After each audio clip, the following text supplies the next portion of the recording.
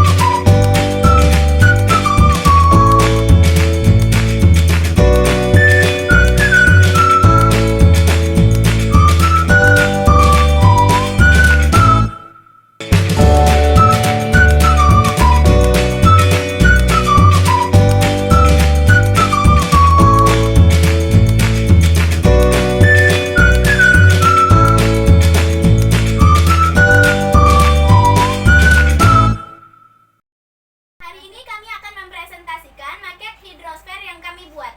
Hidrosfer adalah suatu lapisan air yang menyelimuti kerak bumi disebabkan karena hal demikian berbentuk cair. Permukaan bumi yang ditutupi oleh air, lapisan yang menutupi permukaan bumi ini disebut hidrosfer. Hidrosfer ini mempunyai beberapa cabang dari ilmuwan adalah sebagai berikut. Potamologi ini adalah ilmu yang mempelajari air mengalir pada permukaan bumi serta sungai. Limnologi. Geohidrologi ini adalah ilmu yang mempelajari mengenai air yang terdapat di bawah bumi dan tanah. Macam-macam permukaan air dalam hidrosfer. 1. Perairan sungai. Perairan sungai ini adalah air tawar yang selalu mengalir pada titik yang sumbernya menuju pada muara di laut sehingga air sungai lebih besar yang bersumber dari limpasan dari mata air tanah. 2. Perairan laut. Perairan air laut ini adalah air asin yang bersumber dari permukaan bumi yang berada di perairan yang asin. Hal ini meliputi semua air yang berada pada laut. A. Pesisir. Pesisir merupakan permukaan bumi yang terletak antara pasang naik serta pasang surut dan juga merupakan bagian dari daerah yang menjadi batas wilayah antara wilayah laut itu dengan daratan. Pesisir ini bisa atau dapat diklasifikasikan yakni sebagai berikut. Pesisir daratan, yaitu wilayah pesisir yang mengalami proses pengangkatan yang semula di bawah laut. Pesisir daratan aluvial, yaitu pesisir yang terbentuk oleh pemendapan. Pesisir pulau penghalang, yaitu pesisir dengan perairan dangkal lepas. B. Pantai. Pantai ini merupakan perbatasan daratan dengan laut yang seolah membentuk suatu garis pantai. Beberapa jenis pantai yang dapat ditemui. Pantai landai, pantai yang bentuknya itu hampir rata dengan adanya permukaan laut. Pantai karam, pantai yang terbentuk oleh akibat adanya erosi yang disebabkan oleh adanya arus laut. Pantai bakau, pantai yang ditutupi oleh hutan bakau. 3. Perairan darat. Jenis-jenis perairan darat diantaranya 1. Sungai. Sungai yang terbentuk dari air hujan yang jatuh ke permukaan tanah adalah sebagian besar membentuk aliran permukaan. 2. Danau. Danau cekungan luas pada permukaan bumi yang terisi oleh air serta terbentuk akibat adanya proses tektonik atau juga vulkanik. 3. Rawa. Rawa merupakan tanah basah yang sering digenangi air disebabkan karena letaknya yang relatif rendah. Unsur-unsur hidrosfer. 1. Unsur angin adalah sesuatu sumber yang menentukan sebuah kekuatan temperatur dari udara atau juga pada kondisi uap air di suatu tempat. 2. Unsur awan adalah kumpulan dari beberapa sumber titik air atau es dengan jumlah yang sangat banyak ataupun juga merupakan bagian dari inti kondensasi tanah. 3. Unsur air dan tanah adalah sesuatu pergerakan air yang di dalam tanah sehingga mempunyai beberapa lapisan sumber batu pasir dengan lapisan akuifer. 4. Unsur evaporasi adalah sebuah unsur yang bersumber dari peristiwa atau kejadian dari terjadinya perubahan air untuk itu menjadi uap permukaan tanah. 5. Unsur kondensasi adalah sebuah proses perubahan pada uap air untuk menjadikan pendinginan atmosfer. 6. Unsur presipitasi adalah sesuatu bentuk cairan yang bersumber dari atmosfer ke permukaan bumi. 7. Unsur runoff adalah sebuah pergerakan air yang meresap itu ke dalam tanah pada tempat-tempat tertentu. 8. Unsur tubuh air adalah bagian air yang dapat beberapa macam sumber seperti sungai, rawa,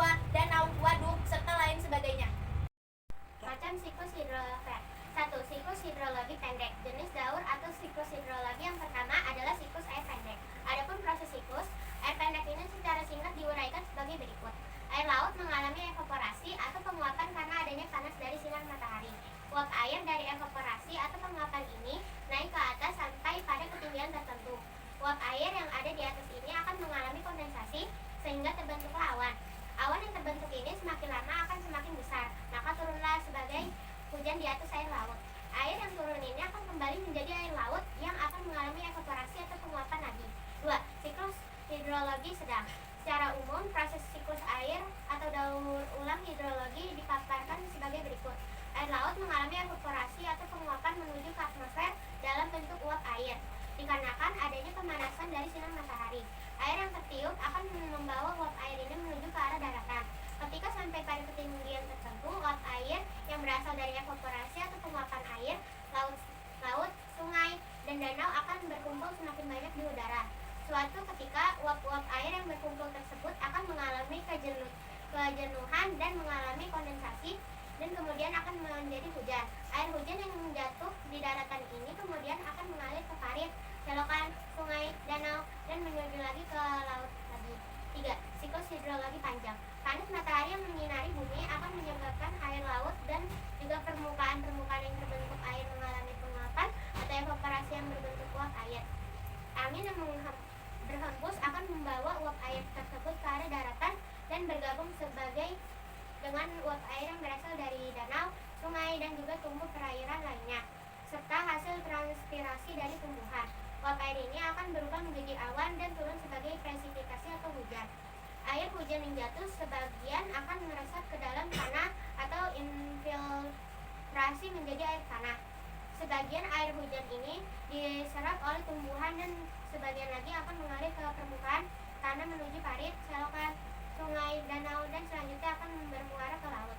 Adapun macam-macam permukaan air yang masuk ke dalam hidrosfer akan dijelaskan di bawah ini, diantaranya cairan yang ada di daratan meliputi air tanah, yakni air yang berasal dari salju, hujan, ataupun bentuk curahan lainnya yang meresap ke dalam tanah dan terapung dalam lapisan kedap air.